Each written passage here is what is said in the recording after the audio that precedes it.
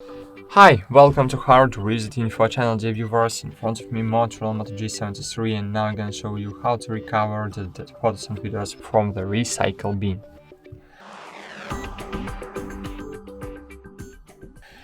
So, firstly you need to open Photos application.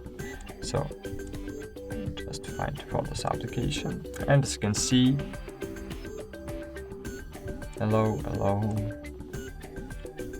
do not turn on, wait a while. Great. As you can see here I have two images, and now I want to remove it. So I will remove it, move to trash. Okay. So now open library and open trash, and here you will see all deleted photos and videos.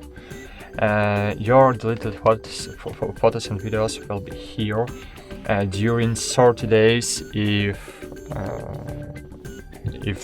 Google Backup is disabled, and during 60 days if Google Backup is enabled. After this time, your deleted photos and videos will be permanently removed from your memory, from your storage. So now just select photos to restore, click restore, go back, open photos, and great, as you can see we have recovered our photos and videos. So that's it, thanks for watching, like this video, subscribe to our channel, and bye, see you.